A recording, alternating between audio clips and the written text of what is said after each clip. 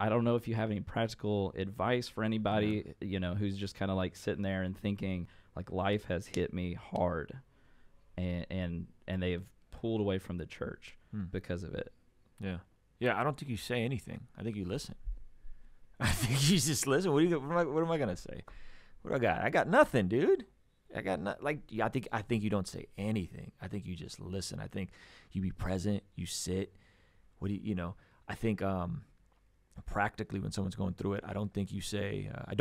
Do you need anything? I think you provide options. Hey man, can I come by? Bring you some water. If you know their favorite food place, can I bring you by some food? Like give them things like practical things. Can I take you here? Can I do? I think you press in and you meet that need. I don't think you say anything because I think when someone's going through that degree of trauma, I don't think there's anything you say. I think you let them know, hey, I'm praying for you. Trying to not. I don't say if you need anything. I say, can I bring you by something? Can we go hang out? Can we go on a walk? Right. And I think when there's that practical need being met. Just as a friend, right? Like I'm not trying to like keep you in the church, like just as a homie, like, and so I think when my friends are going through it, I try to give them very specific things I could do for them. Can I come by? Can I bring you some food? Can I do that? So I think that is what I would say. I don't think I have the answers in those moments. I think if we're talking my ideas around that, if somebody starts asking, I think that's when I would say, man, we can't control. We can control what we can control. You can control the variables that you can control. All of this is subject to when life throws tragedy at you. When life throws tragedy and setback at you. And I don't have to go further than the cross to see the greatest injustice happen. When you see Jesus on the cross and you're like, dude, this was like a guy that did everything right. He literally did everything right. And yet he dies this brutal, terrible death. And if that's not unjust, if that's not suffering, if that's not good things, bad things, terrible things happen to a great person, a perfect person, I don't know what is, right? And so I think there is going to be bad things. Jesus tells us that. In this world, you will experience suffering. You will experience trouble. How we process that, I have to go back to the cross. I don't have no other filters. I have to go back to the cross. And in my life, I've gone through trauma as a kid. I've gone through stuff, financial stuff. The thing that helps me is understanding that and understanding that a lot of times going through that suffering developed me, right? So my mother broke her shoulder right before the pandemic like really popped off. Oh no. My mother has bad hips.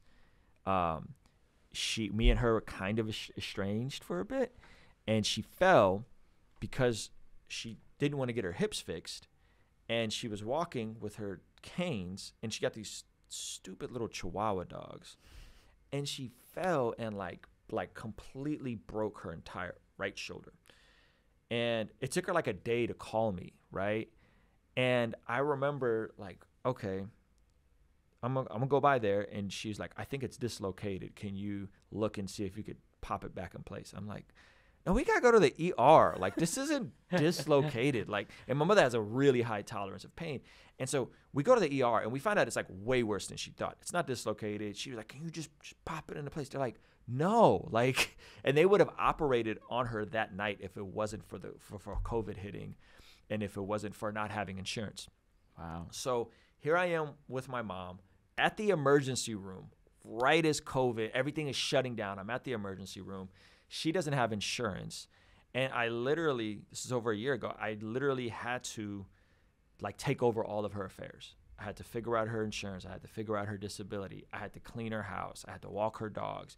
Every single day I was there. And I remember at one point, like hitting like a low, like not a low for me. I'm fine financially, but like, man, like I'm literally over here, like caring for my mom in the most, use your imagination, like in the most like tough ways as a son. But the flip side of all that is that she got her shoulder fixed. She got her hips fixed. She slowed down on the drinking. we're reconciled. And on the other side of that, there is some degree of hope that she's going to get sober and she's going to continue on this path.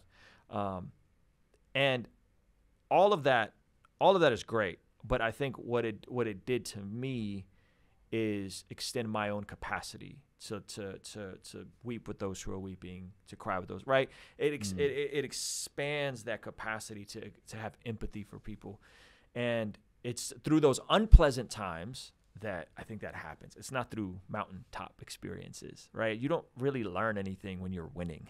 What do you learn? Like, you're like, yeah, life's good. Nothing, you don't learn anything there. But when you're in those valleys, man, I think that's when you learn stuff, when your character gets revealed, and when you get chiseled and like you transform as in that suffering. And that's weird to say. Like, that's weird to say that in suffering there is purpose, because it seems so counterintuitive. But in my life, it's always been that way. It's always been the and I don't like reading the scriptures and always seeing myself as the hero. So that's not what I'm trying to do here, because a lot of people do that. They read the scriptures and they're like, I'm David fighting Goliath, right? My problems are my enemies are my problems, and I don't like doing that. But the story of Joseph, when Joseph gets sold into slavery by his brothers, and he goes decades without seeing them, and then he finally, his dreams fulfilled in his whole thing, and he tells his brothers, like, it's okay, that what you meant for evil for me, God used for good. And I think when I look at the cross, that which the enemy meant for evil, and people who at one point were probably worshiping and following Jesus were then sitting there scoffing and mocking him while he was on the cross, that which you meant for evil, God used for good. And Romans 8:28, it says all things work for good for those who love God and are called according to his purposes. And so we can't control what tragedy life is going to throw at us. And we could sit here and there's just personal things that's happened. And there's a pastor acquaintance right now, 5 little kids, just lost his wife, and all the kids are under 6. And you're just like, gosh, like what is that? Like, how do you process that? And it doesn't make sense. But I don't have to look much further than the cross for it not to make sense. I don't, and I'm sure that's how the disciples felt. I'm sure the disciples were like, what? Like, we were expecting you to establish a kingdom. Like, you were going to overthrow Rome. I know you didn't say that, but like, that's what we wanted. And then Jesus is naked, nailed to a cross. His mother's there, and he's suffering, asking God, why have you forsaken me? Like, what? That doesn't make any sense. And so I know that Jesus can relate to my suffering because he suffered more than I ever will. And I think in that, I make some sense of it. I don't know how to make sense of it, but I think that helps me make sense. I can't make sense of all of it because I don't understand all of it. I don't think we will understand all of it in the light of eternity. But I think that's as close as I can get. So just say, well, that doesn't make sense. A good person dying for bad people, like at the hands of bad people, that makes zero sense to me. But now that I'm born again, it starts to make more and more sense. And I think when we get to heaven, all of the tragedy will make more and more sense, even though it's so unpleasant in the moment. I'm not trying to minimize people's suffering, but I don't always understand it, man. I don't get it. Hey y'all, we hope you loved this conversation. Here at Young Married Christian, we are on a mission to see a gospel-centered home made available for every single child in the foster care system. There are 400,000 kids in the foster care system, and there are 400,000 churches in America. Wow, that is crazy. This is absolutely a solvable problem, and we want to be a part of it. If you want to join us in that mission, text the word freedom to 833-370-1610. 833-370-1610. 833-370-1610. I just did it. And another thing you can do that is really helpful is to smash the like button on this video. Smash it like Satan's face. Crush it like it's Lucifer's head. It really helps us a ton, so smash that like button, subscribe to this channel. That's it. Smash the like button on this video.